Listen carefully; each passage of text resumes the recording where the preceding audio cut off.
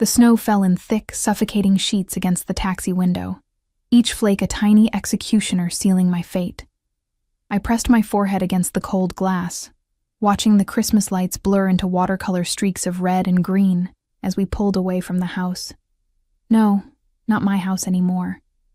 Never my house. The Victorian mansion grew smaller in the rear window, its warm, golden glow mocking me.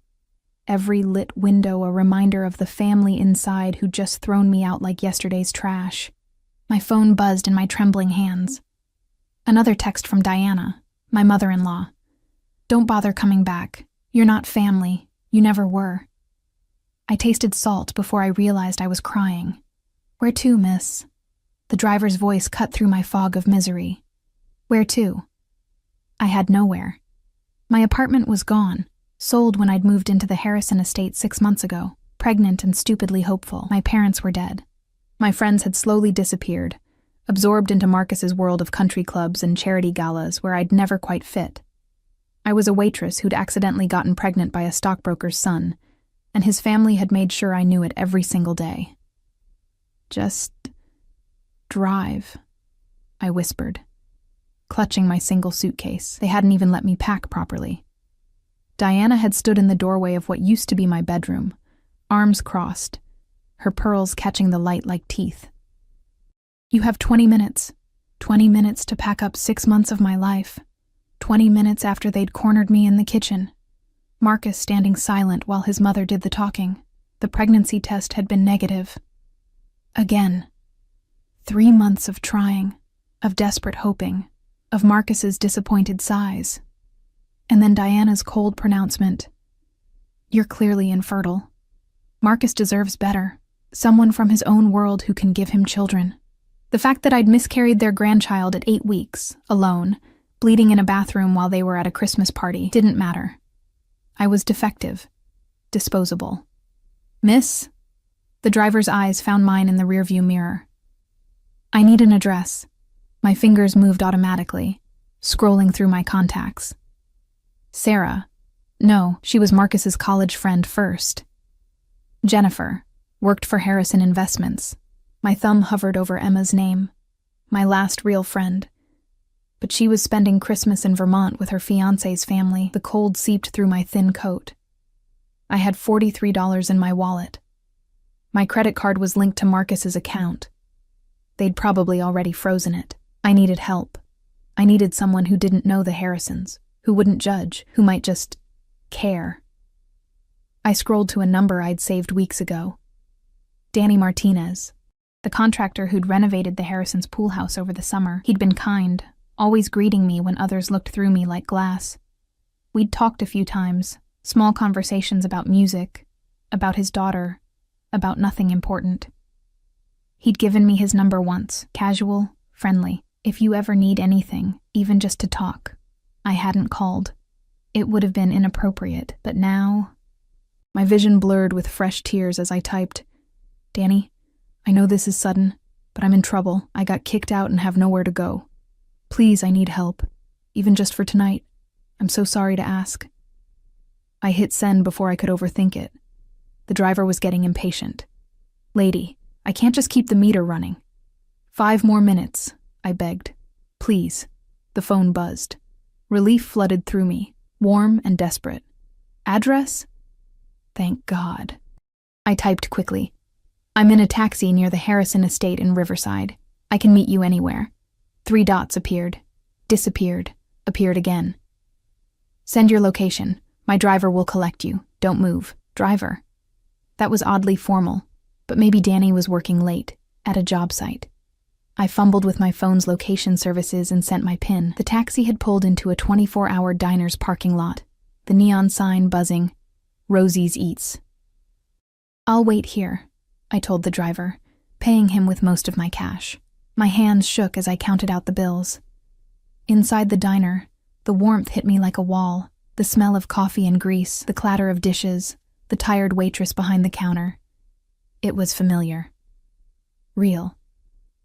I'd worked in a place just like this before Marcus, before the Harrisons had tried to sand away all my rough edges and remake me into something acceptable. I slid into a booth by the window, ordering a coffee I couldn't afford with my last few dollars. The clock above the counter read 9:47 p.m., Christmas Eve. Families were home, tucked safe in their warm houses, opening presents, laughing. I was alone in a diner, waiting for a near stranger to rescue me because I had no one else. The coffee arrived, bitter and scalding. I wrapped my hands around the cup, letting it burn. 20 minutes passed, then 30. Maybe Danny had changed his mind. Maybe he'd realized how pathetic this was. Headlights swept across the diner windows. Not a truck like I'd expected, but a black Mercedes SUV. The kind with tinted windows and chrome that caught the streetlights like knives. It pulled up directly in front, idling, exhaust curling into the snowy air. The door opened. A man stepped out, and my breath caught. This wasn't Danny Martinez. He was tall, 6'3" at least, wearing a charcoal overcoat that probably cost more than my entire year's salary. Dark hair, slightly too long, pushed back from a face that could have been carved from marble. All sharp angles and aristocratic features that belonged on Roman coins. But it was his eyes that stopped me. Even from here, through the window, I could see them. Dark, calculating, absolutely predatory. He scanned the diner with the precision of someone who assessed threats the way other people breathed. His gaze locked onto me through the glass, and something in my chest tightened. Recognition? No. Something else. Something that made the hair on my arm stand up.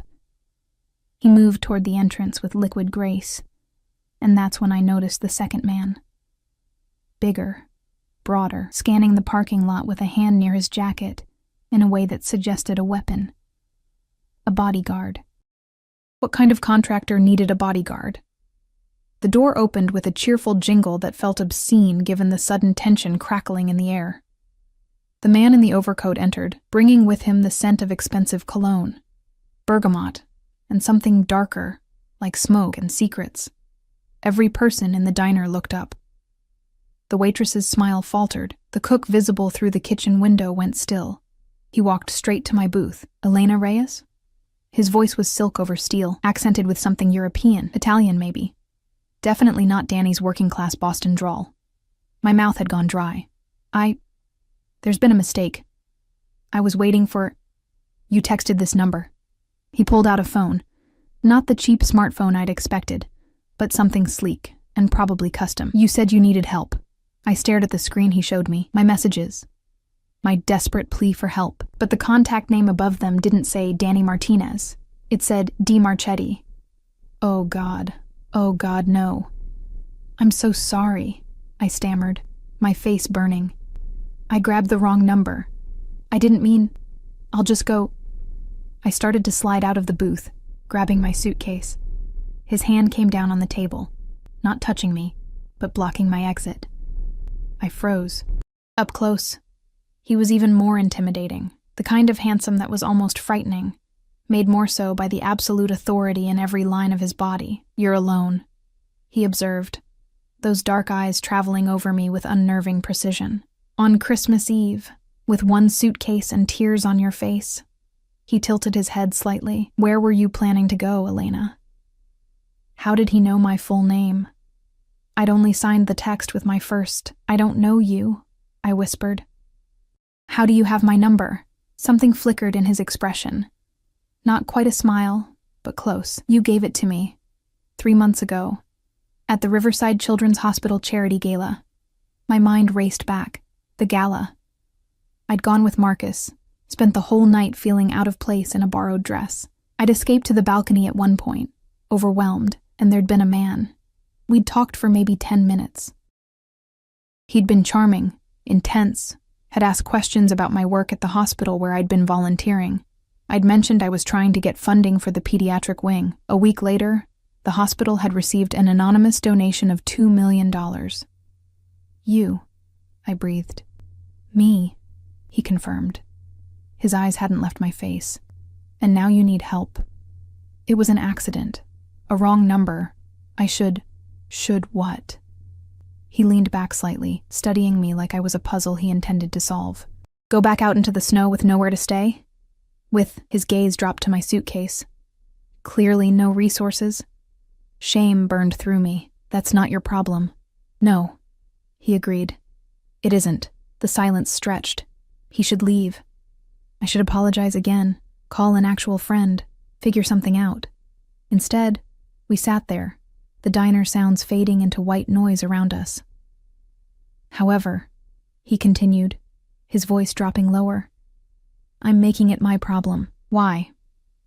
The word came out before I could stop it. His smile was slow, dangerous. Because you asked for help, Elena. And I find I'm curious about why a woman I met once, who works with sick children and blushes when nervous, is sitting alone in a diner on Christmas Eve looking like her world just ended. You don't know me. No, he said softly. But I'd like to. Warning bells screamed in my head. This man, whoever D. Marchetti really was, radiated danger the way the sun radiated heat. The bodyguard, the expensive car, the way everyone in the diner was carefully not looking at us while obviously listening to every word. But I was so tired, so cold, so desperately alone. I can't pay you back, I said quietly. Whatever help costs.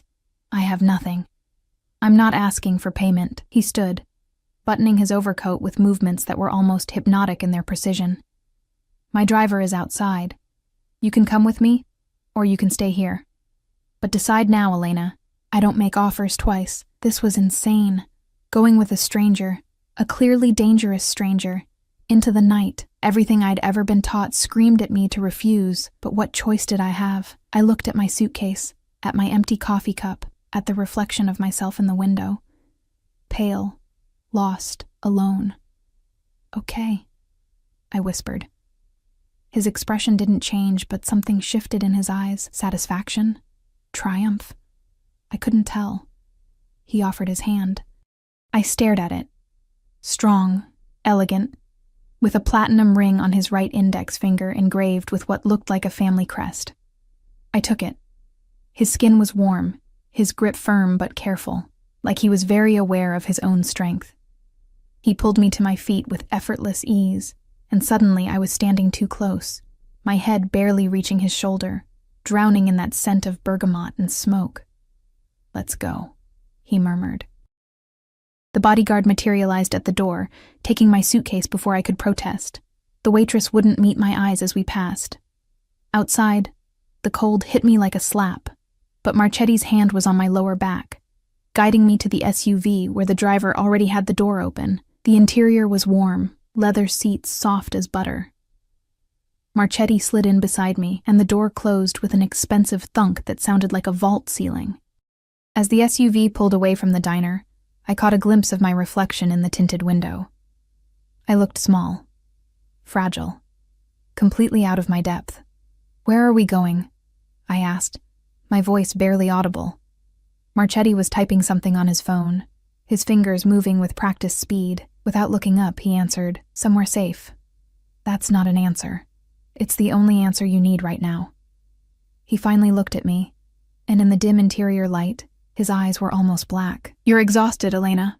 When we arrive, you'll eat, rest, and tomorrow we'll discuss your situation. My situation, I repeated numbly. Your homelessness. Your apparent estrangement from whoever owned that mansion. Your next steps. He returned to his phone. But tonight, you're under my protection. Nothing will harm you, under his protection. The phrase should have comforted me. Instead, it felt like a claim, a brand. I'd escaped one gilded cage only to walk directly into another. The city lights blurred past the windows. I had no idea where we were going. Didn't know who this man really was, what he wanted, why he'd really come for a stranger's desperate text. I should have been terrified, but as the warmth of the car seeped into my frozen bones, as exhaustion pulled at me like a riptide, I found I was too numb to care. I'd asked for help. I'd gotten Dominic Marchetti instead. God help me.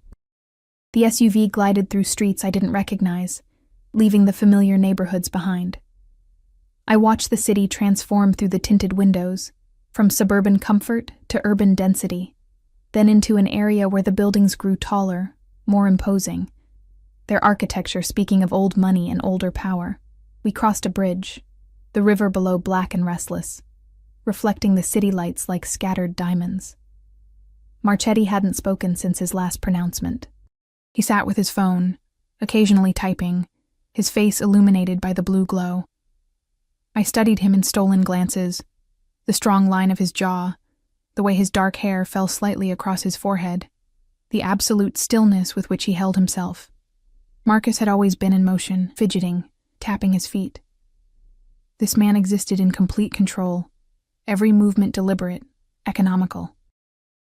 The bodyguard in the front passenger seat, built like a wall, with a shaved head and a scar bisecting his left eyebrow, murmured something in Italian to the driver. Marchetti responded without looking up, his tone casual but edged with authority that made both men straighten slightly. "Do you speak Italian?" I blurted out, immediately regretting breaking the silence. His eyes lifted from the screen. "Among other languages, you speak Spanish? My father was from Mexico. He taught me before—" I stopped. "Before he died. Before the drunk driver on a rainy Tuesday stole him from us. Yes. Reyes," he mused, as if tasting my last name. "Your mother?" "Irish. Flynn." I twisted my fingers in my lap. "She passed when I was 19. Cancer." "I'm sorry." The words were conventional, but something in his tone suggested he understood loss in a way most people didn't. "No siblings?" "No, just me." The loneliness of that statement hit fresh. "What about you? Do you have family?" A shadow crossed his face. "I have obligations. It's not quite the same thing." Before I could ask what that meant, the SUV turned through tall iron gates that opened as if expecting us. My breath caught.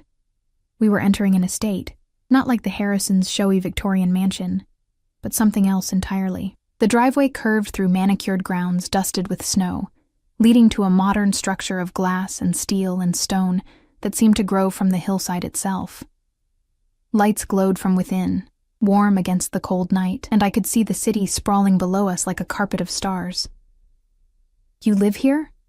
The question came out strangled. "One of my properties." He said it like other people said they owned a Honda. "I prefer it for privacy." The car stopped beneath a portico. The driver emerged first, opening my door while the bodyguard retrieved my pathetic single suitcase from the trunk. I stepped out onto heated stone. Even the driveway was warmed, and stared up at the house. No, not a house. A fortress made beautiful. Marchetti appeared at my elbow. "Come." The front door opened before we reached it. An older woman stood there, silver-haired and elegant in a dark dress, her posture military straight. She spoke rapidly in Italian, her eyes flicking to me with undisguised curiosity. Marchetti responded, then switched to English. "Elena, this is Gabriella. She manages my household. Gabriella, Miss Reyes will be staying with us. Please prepare the blue guest suite." "Of course, Signor Marchetti."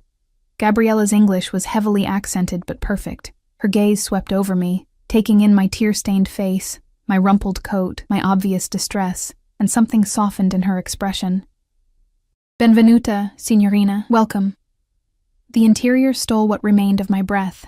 Soaring ceilings, walls of windows overlooking the city, contemporary art that even I recognized as museum quality. But it wasn't cold, like modern spaces often were. There was warmth here. Leather furniture that looked lived in, thick rugs, a fireplace with actual flames dancing.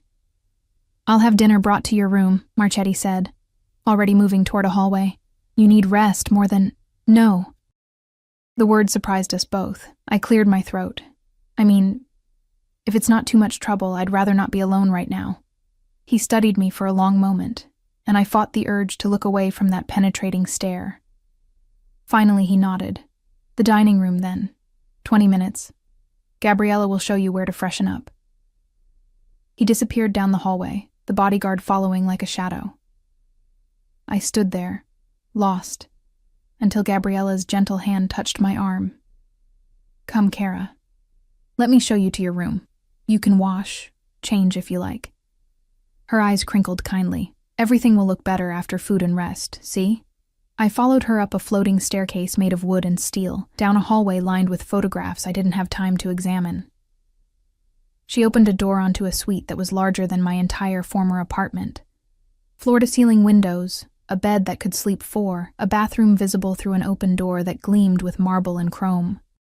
"The closet has some things that might fit," Gabriella said, opening doors to reveal shelves stocked with women's clothing in various sizes, all with tags still attached. At my shocked expression, she shrugged. Signor Marchetti sometimes has guests. He likes to be prepared. Female guests. Of course. A man who looked like that, with this kind of wealth. Your suitcase will be brought up, she continued. Take your time. When you're ready, come back downstairs and I'll show you to the dining room. She paused at the door. He's a good man, Signorina. Dangerous, see, but good. You're safe here. Dangerous. The confirmation of what I'd already sensed sent a chill through me. Dangerous how? But Gabriella just smiled sadly and closed the door. I stood in the center of the suite, surrounded by luxury I'd never imagined, and felt more lost than ever. Who was Dominic Marchetti? What had I stumbled into? The house, the guards, Gabriella's warning. It all pointed to something far beyond a successful businessman. My suitcase arrived, delivered by a young man who knocked softly and left it inside the door without meeting my eyes. I washed my face in the bathroom, using water from a faucet that probably cost more than my car had. My reflection looked haggard, eyes red, skin pale, hair a mess from the wind and snow. I changed into the only decent dress I'd packed, a simple navy blue sheath that Diana had always hated because it was common. My hands shook as I zipped it up. What was I doing here? I should call someone, tell them where I was. But who? And what would I say? I accidentally texted a mysterious millionaire and now I'm in his mansion. The absurdity almost made me laugh. Almost. I found my way back downstairs, following the sound of voices. The dining room was smaller than I expected, intimate, with a table that could seat 12, but was set for 2 at one end. Marchetti stood by the windows, now in a black dress shirt with the sleeves rolled to his elbows, revealing forearms corded with muscle. He was speaking into a phone, his voice low and sharp. I don't care what Leonardi thinks. The shipment goes through Rotterdam or not at all. Tell him he noticed me, and his tone changed instantly. I'll call you back. He ended the call. Elena, please, sit. I took the chair he indicated, and he sat across from me, close enough that I could see flecks of gold in his dark eyes, could smell that bergamot cologne. The table setting was elegant, crystal, silver, linen napkins folded into perfect triangles. Gabriella appeared with wine, pouring rich red into both our glasses. Then came food. Pasta in a cream sauce with mushrooms, salad, bread still warm from the oven. My stomach growled audibly. Eat, Marchetti commanded gently. You look ready to collapse. I didn't need to be told twice. The first bite was heaven, rich, perfectly seasoned, nothing like the bland country club food I'd endured at the Harrisons. I ate with embarrassing enthusiasm, suddenly ravenous. He ate too, but I felt his eyes on me, watching, assessing. Better? He asked, after I'd made a significant dent in the pasta. Much. Thank you. I took a sip of wine. It was probably expensive, but I couldn't taste the difference. I should explain. About tonight. About the text. You don't owe me explanations. I do, though. You came to help a stranger based on a wrong number. That's... I struggled for words. Incredibly kind, or incredibly stupid. I haven't decided which. His mouth quirked. Almost a smile. Perhaps both. Tell me about the mansion, the people who threw you out. So I did. It spilled out. Meeting Marcus at the hospital where I volunteered. Our brief romance, the pregnancy. His family's reluctant acceptance contingent on marriage and grandchildren. The miscarriage I'd hidden because I'd been too ashamed, too afraid of their rejection. The months of trying to fit into their world, reshaping myself into something acceptable. Tonight's cold dismissal when my body had failed to perform its expected function. Marchetti listened without interrupting, his expression unreadable. When I finished, silence filled the space between us. You were discarded, he said finally, like a broken tool. The bluntness of it stung. Yes, I suppose so. And this, Marcus, he allowed it? He didn't argue with his mother. He never argued with her. I twisted my napkin. I think he was relieved, actually. I wasn't what he wanted. I was just... convenient. Until I wasn't. Convenient. Marchetti's voice had gone cold. You speak of yourself as if you're an object. That's how they saw me.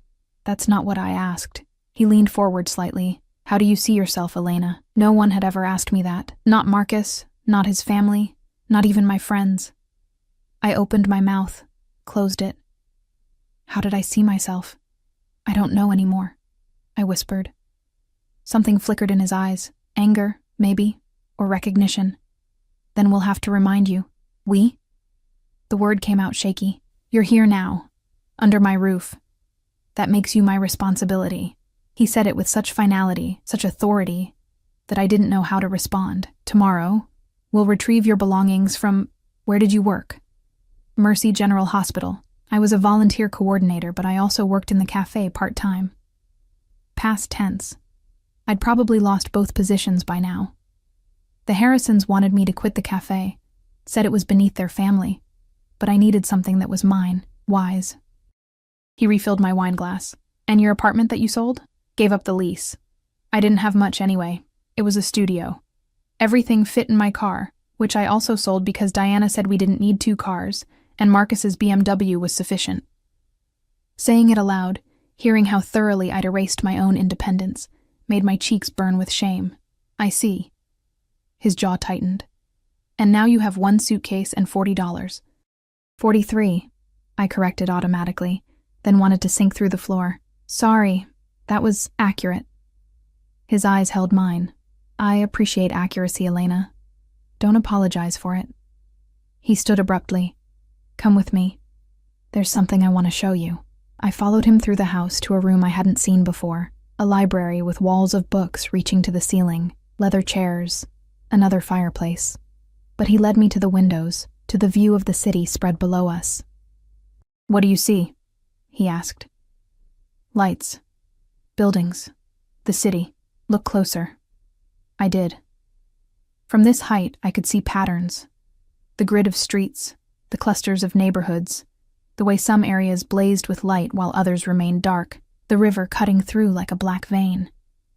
Every light down there represents a life, Marchetti said quietly. A person making choices, fighting battles, surviving. Some thrive. Some merely endure. Some are crushed by circumstances or by other people's cruelty. He turned to me. Which one are you, Elena? I don't. Which one do you want to be? The question hung between us, heavy with implication. I thought about the girl I'd been before Marcus.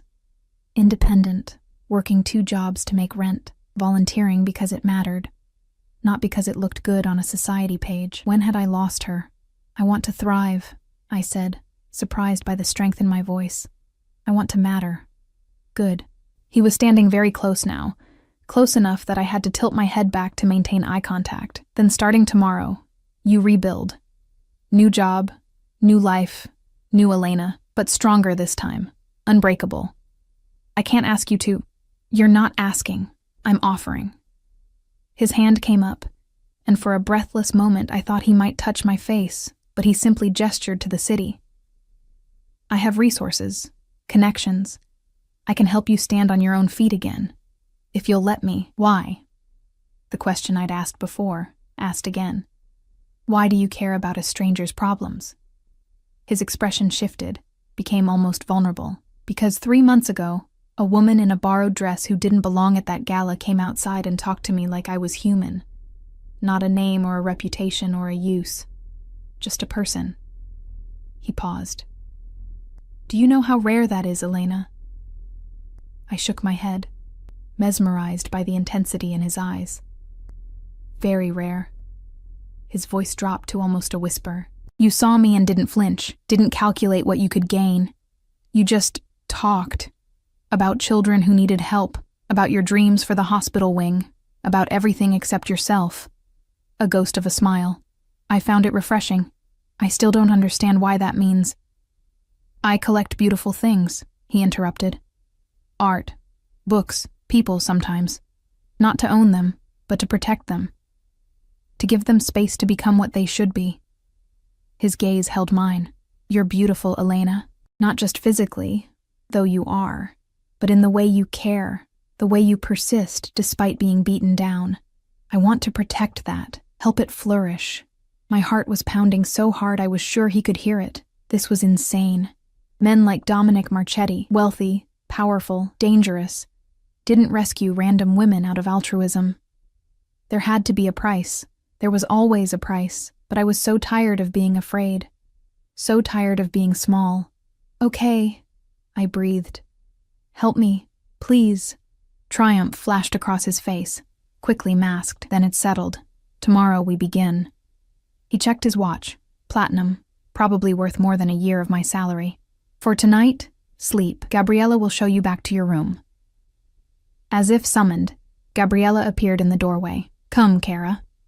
Let me show you how everything works." I followed her, but looked back once.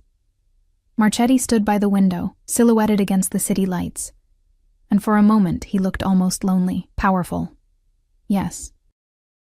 Dangerous, definitely, but lonely. The blue suite felt less foreign when I returned to it. Gabriella showed me the controls for the lights, the heated floors, the built-in sound system. She left fresh towels and a silk nightgown that felt like water against my skin.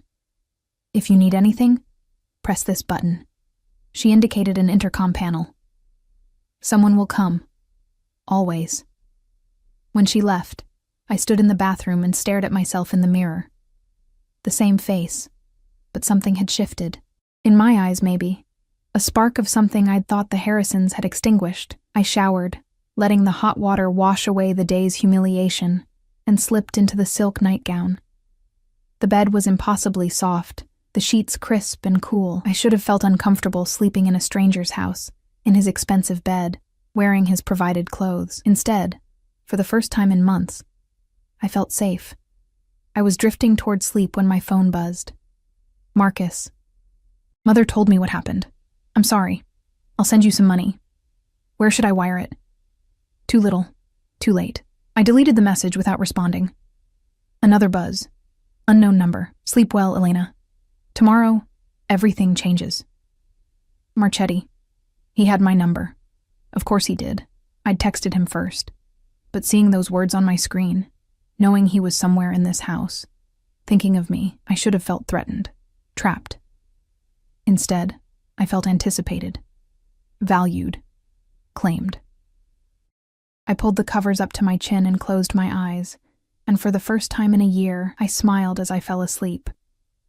Outside my window, the city glittered like a promise, and somewhere in the house, I knew Dominic Marchetti was watching over his unexpected acquisition with the focus of a man who never let valuable things slip away. Morning came with pale winter light, filtering through sheer curtains I didn't remember closing. For a moment, I forgot where I was. The bed too soft, the room too quiet, the sheets too expensive against my skin. Then memory crashed back. The Harrisons. The text. Marchetti. I sat up, disoriented. A clock on the nightstand read 9:47 a.m. I never slept this late. The Harrisons had expected me at breakfast by 7, perfectly dressed and smiling, ready to serve Diana's carefully planned meals, while she critiqued everything from my posture to my choice of earrings. A soft knock interrupted my spiraling thoughts. "Signorina, are you awake?" Gabriella's voice gentle through the door. "Yes, come in." She entered carrying a tray, coffee, fresh fruit, pastries that smelled like heaven. "Buongiorno. Signor Marchetti thought you might prefer breakfast in your room this morning. He had to attend to business but left instructions for you." Instructions. The word should have rankled, but I was too distracted by the coffee. Real espresso, rich and dark. I took a sip and nearly moaned. Gabriella smiled. "Good, see? The signor is particular about his coffee." She set the tray across my lap. "When you're ready, come downstairs. Antonio will drive you to collect your things from the hospital. Signor Marchetti has made arrangements." "What kind of arrangements?" "You'll see." Her eyes crinkled mysteriously. "Wear something comfortable. And Cara? Don't be nervous. The signor, he is intense, see? But he keeps his word. If he says he will help you, he will help you." After she left, I ate slowly, trying to process. Marchetti was already making moves, taking control. Part of me bristled at it. I'd just escaped one controlling situation. But another part, the exhausted part that had been making all the decisions alone for so long, felt relief at someone else taking charge. I dressed in jeans and a sweater from my suitcase, tied my hair back, applied minimal makeup to hide the shadows under my eyes. When I came downstairs, Antonio, the driver from last night, waited by the door. Up close, he was even more imposing. 6'4", shoulders like a linebacker, hands that looked like they could crush stone. Miss Reyes. His accent was thick, Italian rolling off his tongue. The car's ready. The SUV was already warm, classical music playing softly from hidden speakers. We drove in silence through the city, and I watched the neighborhoods change again, from Marchetti's exclusive hillside to the working-class area where Mercy General Hospital stood, its brick facade familiar and comforting. But when we pulled up, there was nothing familiar about the scene. A moving truck sat in the staff parking lot. 2 men in uniforms waited by the employee entrance, and standing near the door, arms crossed, face thunderous, was my former supervisor, Linda. Antonio opened my door. "The Signor arranged for your belongings to be packed. You need only supervise and ensure everything is collected." "He what?" I stared at the truck. How did he even— Signor Marchetti is very thorough. Antonio's expression remained neutral. "He made calls this morning. Everything is approved." I walked toward Linda on shaky legs. She looked me up and down, her mouth tight. "Elena, I got a call at 7 a.m. from the hospital administrator. Apparently, a Dominic Marchetti made a very generous donation to the pediatric wing, the one you'd been proposing for months, contingent on us providing you full access to collect your belongings and a glowing letter of recommendation." Her voice dripped with barely concealed fury. "Care to explain how you managed that?" My mind reeled. He'd donated to the hospital. For me. To smooth my exit. Mr. Marchetti is helping me transition to a new position, I managed. Must be some position. Linda's eyes narrowed. "The donation was $500,000, Elena. What exactly did you do to earn that kind of favor?" The insinuation burned. "Nothing that's any of your business." "Watch your tone." "I don't work here anymore, Linda. You have no authority over me." The words came out stronger than I felt. "I'm here to collect my things, either help or get out of my way."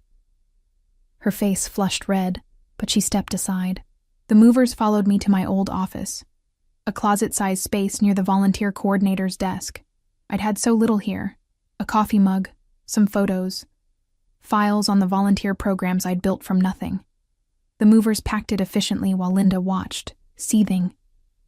"You'll regret this," she hissed as I signed the final form. "Men like Marchetti don't do favors without expecting something in return. Whatever he wants from you, it won't be worth it." I met her gaze squarely. Maybe not. But at least he sees me as valuable enough to invest in. That's more than anyone here ever did. I walked out with my head high, even as my hands shook. The movers loaded everything into the truck, which wasn't much, barely filling a corner of the cargo space. Antonio held the SUV door open for me, and I slid inside, breathing hard. "Where to now, Miss Reyes?" he asked. I don't know. The Signor suggested shopping. He thought you might need clothes, necessities. Antonio pulled out a black credit card. "He asked me to give you this, no limit." I stared at the card like it might bite me. "I can't accept that. With respect, miss, the Signor anticipated you would say this. He asked me to tell you, consider it a loan if you prefer. But you need clothes for interviews, professional attire. Let him help." Antonio's stern face softened slightly. He is not a man who offers help lightly. To refuse is to insult him. Trapped. Neatly, efficiently trapped. But was it really a trap if I could leave any time? If I could say no? Except I couldn't, could I? I had nowhere else to go. "Fine," I whispered. "Take me shopping." Antonio drove to a district I'd never shopped in, where stores had security guards and mannequins wore clothes without price tags because if you had to ask, you couldn't afford it. He parked illegally, flashed something to a passing police officer who nodded respectfully, and escorted me into a boutique that smelled like leather and money.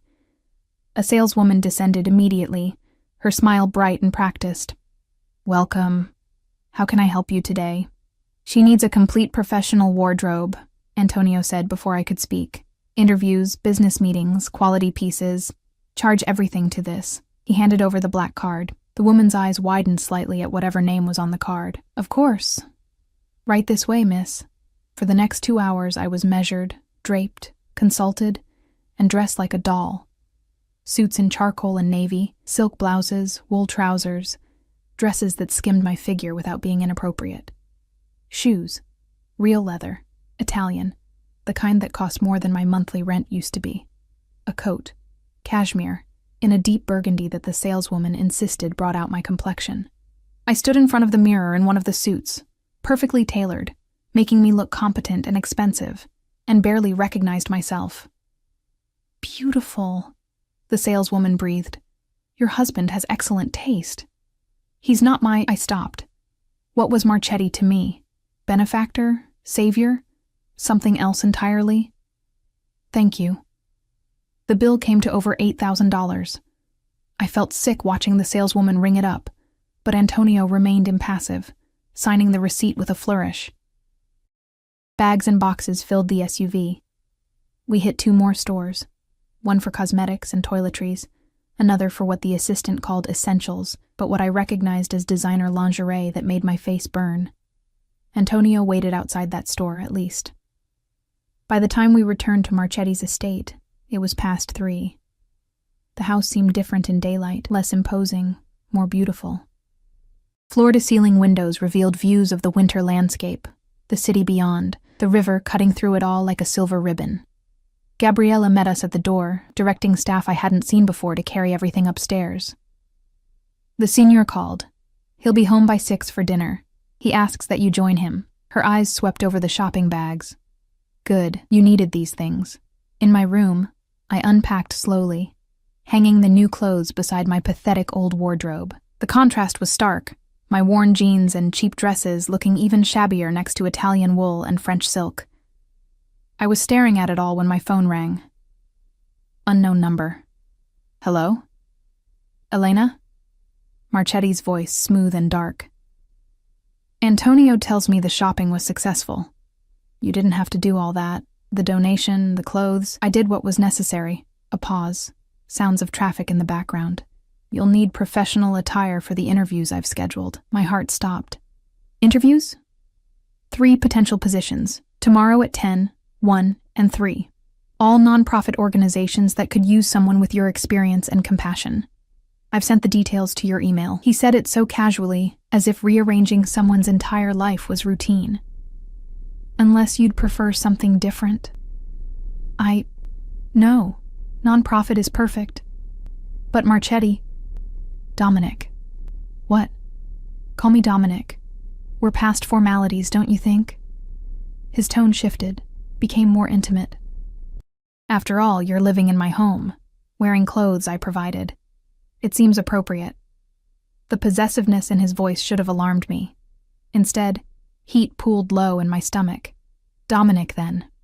I need to understand what you expect from me in return for all this. Silence on the line.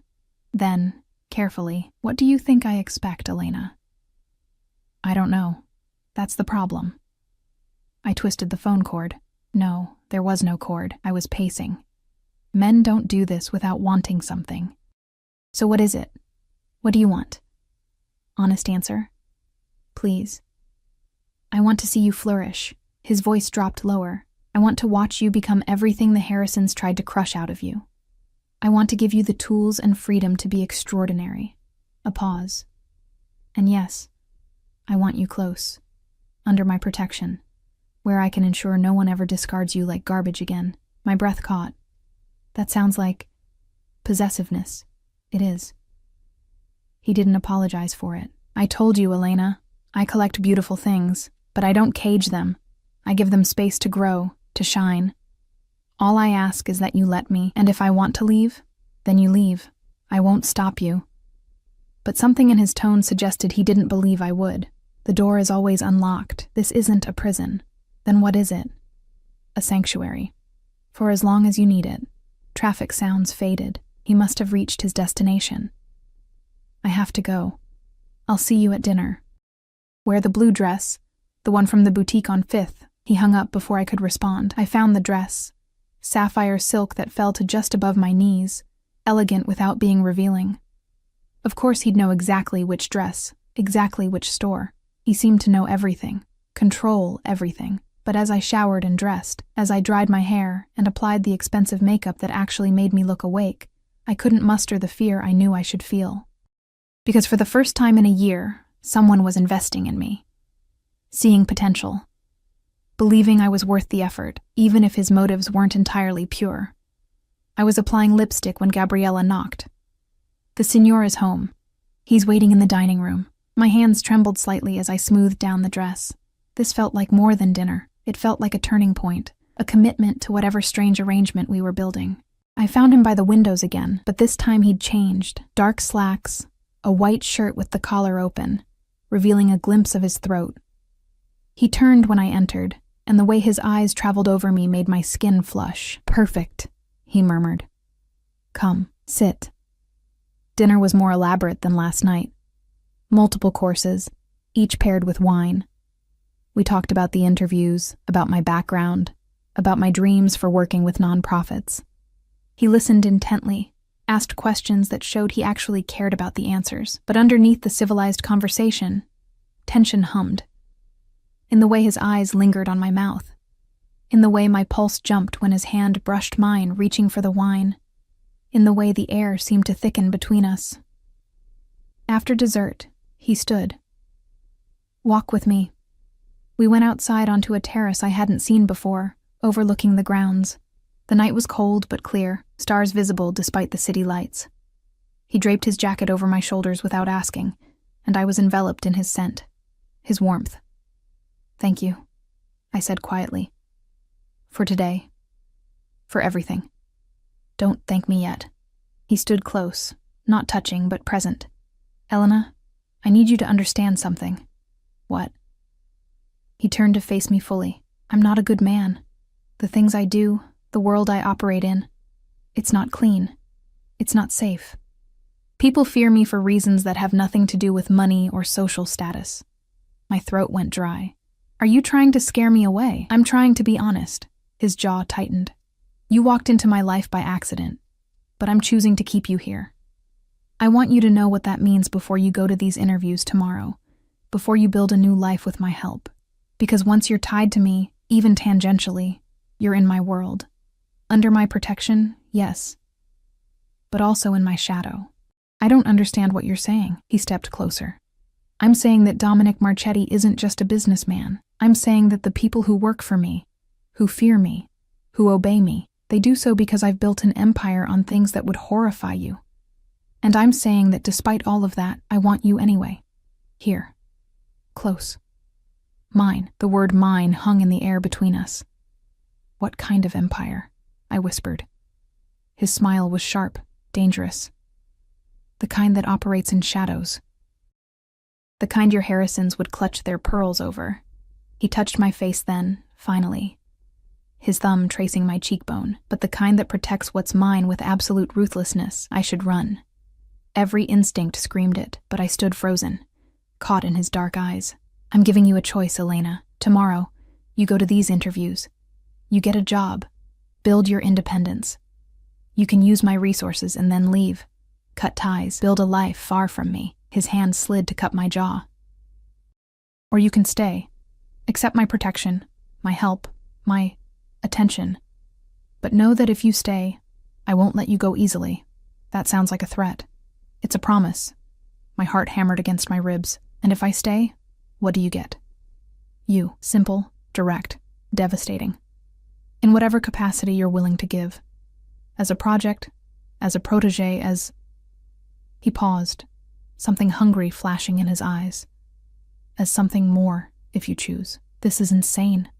"Yes," he agreed, "but you're still here." He was right. I was still here. My skin burning where he touched me, my body leaning into his despite my mind's protests. Because Dominic Marchetti, dangerous as he clearly was, made me feel alive in a way I'd forgotten was possible. "I need time," I breathed. "Take it." "But Elena?" He leaned closer, his mouth near my ear. "Know that I'm a patient man when I want something. And I want you." That won't change whether you stay tomorrow or leave." He released me and stepped back, leaving me cold and aching. "Good night, Elena. Sleep well. Tomorrow is important."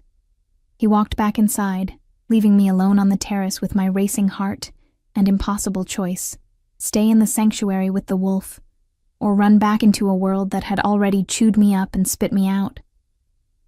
I touched my face where his hand had been, and knew I'd already made my choice. I just wasn't ready to admit it yet. The first interview was at a children's literacy foundation in a renovated brownstone near the University District.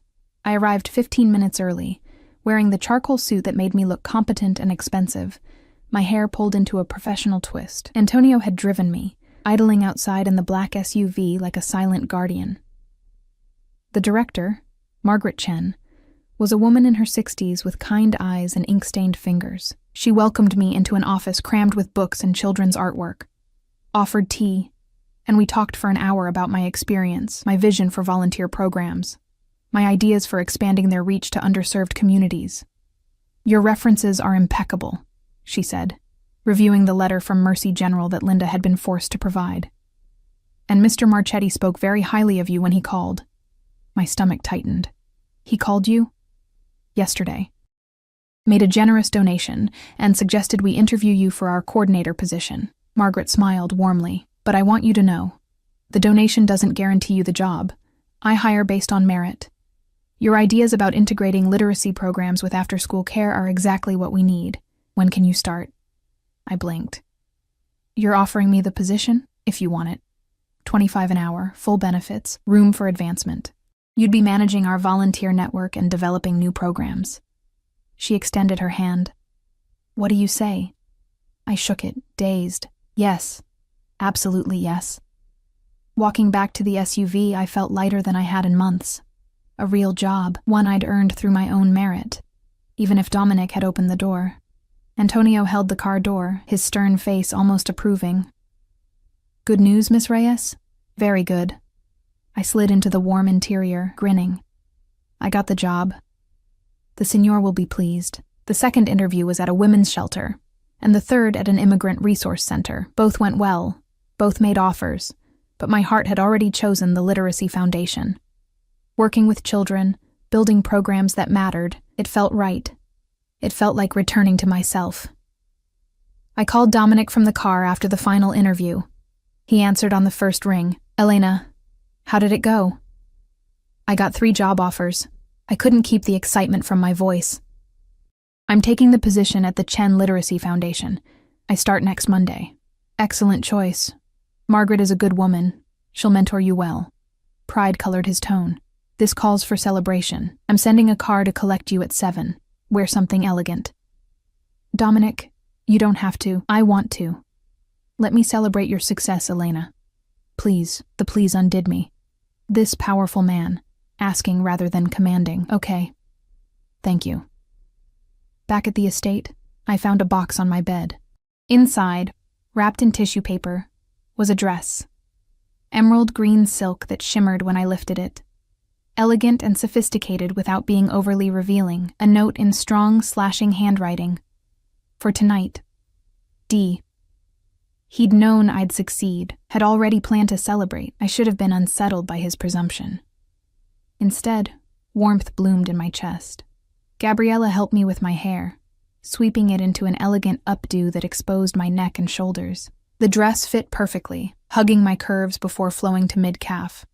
I barely recognized the woman in the mirror. Confident, beautiful, worthy. At 7 precisely, a different car arrived. A sleek black sedan with a driver I didn't recognize. He took me into the city, to a restaurant I'd only read about in magazines. The kind of place that required reservations months in advance, where celebrities dined and photographers waited outside. But we entered through a private entrance. Were escorted immediately to a secluded table on the rooftop terrace. The city sprawled below us, twinkling with light, the winter air crisp and clear under outdoor heaters that created a warm bubble of comfort. Dominic was already there, devastating in a black suit and tie, his dark hair perfectly styled. He stood when I approached, his eyes darkening as they traveled over me. "You're breathtaking," he said simply. Heat flooded my cheeks. The dress is beautiful. Thank you. The dress is just fabric. You make it beautiful. He pulled out my chair, his hand brushing my bare shoulder as I sat. The touch sent electricity down my spine. Dinner was exquisite, course after course of culinary artistry, each paired with wine that probably cost more than my old monthly salary. But I barely tasted the food. I was too aware of Dominic across from me, the intensity of his attention, the way conversation flowed between us like we'd known each other for years instead of days. We talked about everything: books, music, his childhood in Sicily, my memories of my parents. He told me about building his first business at 19, about the risks he'd taken, the enemies he'd made. He spoke in careful circles around the exact nature of his work, but the implications were clear. "You're in organized crime," I said finally, over dessert. He didn't flinch. "Among other things, I have legitimate businesses: import, export, real estate, restaurants. But yes, some of my ventures operate in gray areas." "How gray?" "Dark enough that you should be afraid of me." His eyes held mine. "But not so dark that I've lost my humanity entirely. I'm not afraid of you. You should be." He leaned forward. "I've hurt people, Elena. Destroyed those who threatened what's mine. I operate by a code, but it's not one most people would recognize as moral. But you have lines you won't cross." "Yes, I don't traffic in human misery. No drugs, no prostitution, no exploitation of the vulnerable. I punish those who prey on women and children with extreme prejudice." His voice hardened. "But make no mistake, I'm not a good man playing at being bad. I'm a dangerous man who occasionally does good things. I should run." Every rational cell in my body screamed it.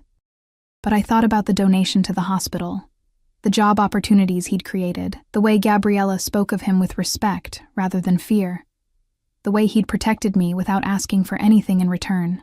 "Why are you telling me this?" I asked. "Because I want you to stay, and you can't make that choice without knowing who I really am." He signaled for the check. "Come. There's somewhere else I want to take you." We drove through the city to a neighborhood I didn't recognize. Industrial buildings converted to lofts, art galleries with lit windows, music spilling from clubs. The car stopped in front of a nondescript door with a simple gold plaque. "Marchetti." "What is this place?" "Mine. Come see." Inside was a jazz club, intimate, sophisticated, with a stage where a quartet played smooth, sultry music. The space was half full, well-dressed patrons nursing expensive drinks, swaying to the rhythm. Dominic led me to a private booth in the back, elevated slightly to provide a view of the entire room. A waitress appeared instantly with champagne. Dominic dismissed her with a nod and poured for both of us. "I bought this place 5 years ago," he said, settling beside me. Not across, but close enough that our legs touched. It was failing, about to be torn down. I restored it, kept the original character. It's one of the few things I own purely because I love it, not because it's profitable. It's beautiful. The music wrapped around us, intimate and seductive. "Do you come here often?" "Not as much as I'd like, but I wanted you to see it, to understand that I'm not just the shadow in danger. There's beauty in my world too, if you know where to look." He was seducing me, not with touch, though God, I wanted him to touch me, but with glimpses into his complexity. Showing me the monster and the man, letting me choose which one I believed in more. The music shifted, became slower. Couples drifted to the small dance floor. "Dance with me," Dominic said. Not a question. He led me down to the floor, pulled me into his arms with practiced ease. I'd never been a good dancer, had always felt awkward and ungainly. But with Dominic, it was effortless. He led with subtle pressure, his hand on my lower back, my hand in his, our bodies moving together like we'd done this 1,000 times. "I need to tell you something," I said against his shoulder. "Tell me." I don't know how to be in your world. I don't understand the rules, the dangers. I'm just a girl from nowhere who worked in hospitals and diners. I'm not sophisticated or connected or... "Elena." He pulled back enough to look at me. "That's exactly why I want you. You're real. Unaffected. You see me? Not my reputation or my money or my power. Do you know how rare that is? But I don't know if I can handle..." You're stronger than you think. His hand tightened on my waist. You survived the Harrisons trying to break you. You survived losing everything on Christmas Eve. You texted a stranger for help when you had no other options. That takes courage, Elena. Strength. Or stupidity. His laugh was low, genuine. Perhaps. But I'll take your kind of stupidity over the Harrisons' calculated cruelty any day. The song ended. Another began. We kept dancing. Stay, he murmured into my hair. Not just tonight. Not just while you get on your feet. Stay because you want to. Stay because when you're near me, you feel as alive as I do when I'm near you. My heart thundered. Dominic, I'm not asking for forever. I'm asking for now. For a chance to show you that what we could have together is worth the risks. He drew back, his dark eyes searching mine. Tell me you don't feel this pull between us. Tell me you don't wonder what it would be like to let me have you, fully and completely. Tell me. And I'll let you go. I couldn't, because I did feel it. This magnetic attraction that defied logic, that overrode every self-preservation instinct I possessed. From the moment he'd walked into that diner, something had clicked into place. Something inevitable. I feel it, I whispered. It terrifies me. Good. Fear keeps you sharp. His thumb traced my lower lip. But don't let it keep you from living, Elena. Don't let what the Harrisons did to you make you too afraid to take what you want. And if what I want is dangerous, then we'll be dangerous together. He kissed me then, soft and controlled, but with an underlying hunger that made my knees weak. His hand cupped my face, his other arm pulling me flush against him, and I melted into it. Into him. Into the promise of something fierce and consuming and entirely reckless. When he pulled back, we were both breathing hard. Come home with me, he said. Not for sex, not yet, not until you're sure, but come home. Sleep in my house. Wake up tomorrow and start your new life from there. Let me be your foundation while you rebuild. What do you get out of this? I asked, needing to understand. You. In my space, in my world, close enough to protect. His expression was almost vulnerable. I'm a possessive man, Elena. When something is mine, I guard it jealously. And whether you've accepted it yet or not, you're mine. Have been since you texted me for help. The possessiveness should have scared me. Instead, it made me feel precious, valued, wanted in a way I'd never experienced. Okay, I breathed. Take me home. The drive back was thick with tension. Dominic's hand found mine in the darkness of the car, his thumb stroking circles on my palm. Neither of us spoke. Words seemed inadequate for what was building between us. At the estate, he walked me to my door, stopped outside it, his hand on the frame, caging me in without touching me. Good night, Elena, he said softly. Tomorrow you start your new job, your new life, but know that every night you'll come back here, to me, until you don't want to anymore. And if I never stop wanting to? His smile was slow, predatory. Then I'll have exactly what I want. He kissed my forehead, chaste, controlled, and walked away before I could pull him inside. I entered my room, locked the door, and leaned against it, my heart racing. Through the window, I could see the city lights, the same view I'd had for 2 nights now. But everything felt different. I was different. The girl the Harrisons had thrown away was gone. In her place was someone stronger, someone who'd caught the attention of a dangerous man and decided to stay anyway. Someone who was choosing her own path, even if that path led into shadows. My phone buzzed. Dominic. Sleep well, Elena. Tomorrow your real life begins, and I'll be there to watch you soar. I typed back, thank you. For everything. For seeing me. His response came immediately. I'll always see you. Every part of you. Even the parts you try to hide, especially those. Good night, tesoro mio, my treasure. I fell asleep with my phone clutched to my chest, a smile on my face, and for the first time since my parents died, the feeling that I belonged somewhere, even if that somewhere was in the orbit of a beautiful monster who decided I was worth keeping. The next 3 weeks blurred into a routine that felt surreal in its normalcy. I woke each morning in silk sheets, had coffee with Gabriella, and Antonio drove me to the Literacy Foundation where I threw myself into work with a passion I'd forgotten I possessed. The children loved me. Margaret praised my innovative programs. I was building something real, something mine. And every evening, I came home to Dominic. Not home to his house, home to him. Because that's what it had become. He'd text throughout the day, asking about work, sharing pieces of his own mysterious business dealings. We'd have dinner together when his schedule allowed, talking for hours about everything and nothing. He never pushed for more than I was ready to give, but the tension between us grew thicker each day, until everything shattered on a cold Tuesday in mid-January.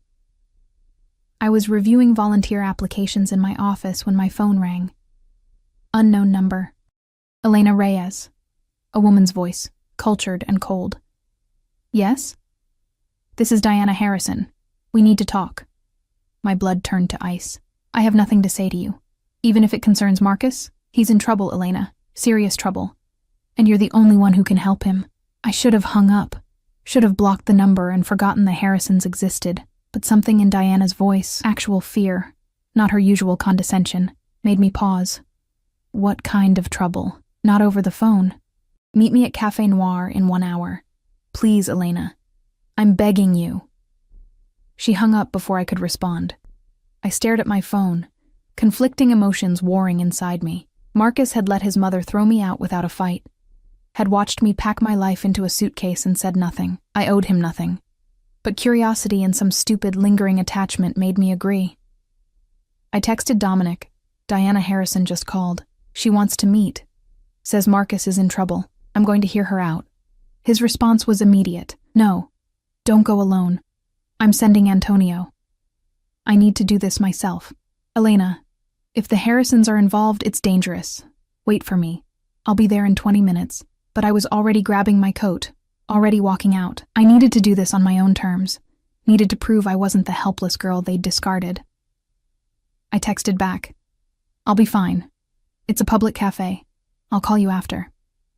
Café Noir was in a trendy neighborhood, all exposed brick and Edison bulbs. Diana sat in a back corner booth, looking diminished somehow.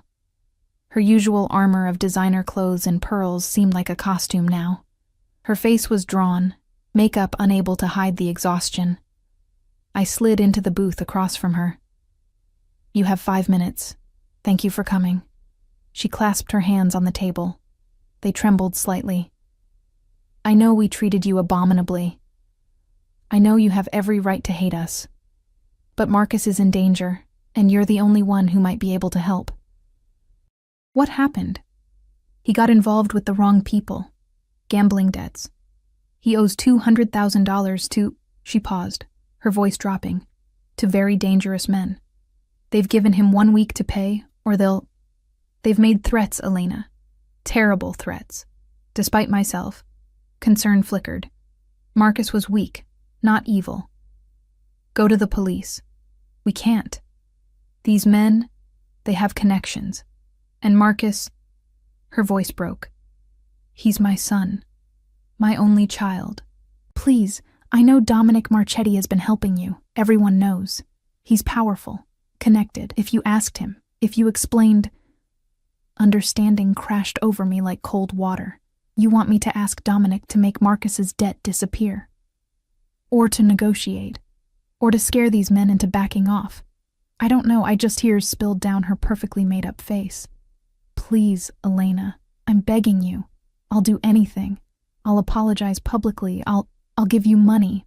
I'll stop. I held up my hand. You threw me out like trash, Diana.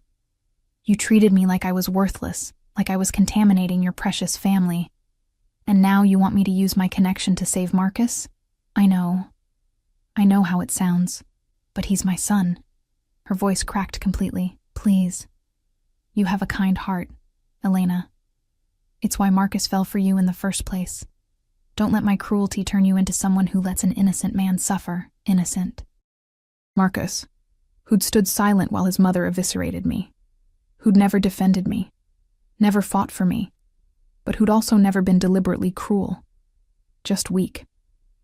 I'll think about it, I heard myself say, but I'm not promising anything. Diana's relief was palpable. Thank you. Thank you so much. Can I give you the details? The names of... No, if I decide to help, I'll contact you. I stood. And Diana? This doesn't mean I forgive you, or that we're suddenly family. This is me being a decent human being, which is more than you were to me. I walked out into the cold afternoon, my phone already ringing. Dominic. Where are you? His voice was tight with controlled anger. Leaving the cafe. I'm fine, Dominic. It was just Diana being... Don't move, I'm 2 minutes away. The black SUV pulled up before I could argue. The door opened and Dominic emerged, his face thunderous. He crossed to me in 3 strides, his hands gripping my arms. You don't go off alone when the Harrisons are involved, he said through clenched teeth. You don't make yourself vulnerable without protection. Do you understand? I'm not a child. No, you're mine, and people who are mine don't take unnecessary risks. His eyes blazed. Get in the car. Now. The command in his voice sent shivers down my spine. Part fear, part something else. I got in. He slid in beside me, immediately pulling me against him, his arms tight around me like he needed to confirm I was whole. Tell me everything, he demanded. So I did. Diana's plea, Marcus's gambling debts, the dangerous men demanding payment. Dominic listened without interrupting, his jaw tightening with each detail. And you told her what? He asked when I finished. That I'd think about it. I pulled back to look at him. I know I should just refuse. They don't deserve my help. But Dominic, Marcus wasn't cruel like his mother. He was just weak, and the idea of him being hurt because of gambling debts stops now. Dominic's voice was steel. You're not getting involved in this, Elena. It's my choice. No, he cupped my face, forcing me to meet his eyes. Listen to me carefully. The men Marcus owes money to? I know who they are. They're Lenardi's crew. Small-time thugs trying to build a reputation by targeting weak marks like your ex. And if you get involved, if you ask me to intervene, you're putting yourself directly in the middle of a territorial dispute that could turn violent. My stomach clenched. I didn't know, because you don't know this world, but I do. And I'm telling you, walk away. Let the Harrisons solve their own problems. His thumb stroked my cheek. You owe them nothing, tesoro mio. They threw you away. Why would you risk yourself for them? Because maybe I'm not like them, I whispered. Maybe I don't want to become someone who lets people suffer when I could help. Something shifted in his expression.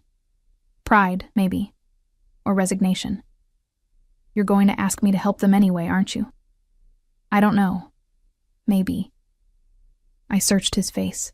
Would you? If I asked? He was silent for a long moment, studying me with those dark, penetrating eyes. Finally, if you ask me to protect Marcus Harrison, I will. Not because he deserves it, but because you asked. Because your compassion, even toward those who hurt you, is part of what makes you extraordinary. His voice hardened. But understand the cost, Elena. If I intervene, there will be consequences. Leonardi will see it as me protecting what's mine, which means you'll be publicly marked as under my protection. Everyone in my world will know you belong to me. My heart hammered. And that's bad because it makes you a target, a way to get to me. It means you can never go back to being anonymous, to being safe in your normal life. He leaned closer. Once you're known as Dominic Marchetti's woman, everything changes. Your safety, your freedom, your choices, all of it becomes tied to me. Are you ready for that? Was I? Could I accept being pulled fully into his dangerous world, marked as his, protected but also potentially endangered by association? I thought about Marcus, weak and foolish but not evil. About Diana, cruel but broken with maternal fear. About the girl I'd been before the Harrisons, kind, compassionate, someone who helped because it was right. Yes, I said firmly. Help him. Please. Not because they deserve it, but because it's the right thing to do. Dominic's smile was slow, dangerous, and somehow proud. Then it's done. He pulled out his phone, dialed. Spoke rapid Italian to whoever answered, his tone commanding. The conversation lasted less than 2 minutes. "Leonardi will forgive the debt by tomorrow morning," he said, pocketing the phone. "Marcus will receive a visit explaining that the matter is settled due to my interest in his former fiancée. The Harrisons will know they owe their son's safety to the woman they discarded." Just like that? Just like that. Because in my world, Elena, my word is law. He pulled me closer. And because I would do anything you asked, even protect people I'd rather see suffer. The weight of that statement settled over me. The power I suddenly held, the influence, but also the responsibility, the danger. "Thank you," I whispered. "Don't thank me yet." His hand slid into my hair, tilting my head back. "Because now everyone knows. You're mine, Elena Reyes. Publicly, undeniably mine. And I don't share. I don't let go. I protect what's mine with everything I have. But I also claim it completely. Can you live with that? Could I? Could I accept this possessive, dangerous man's protection and claim on me?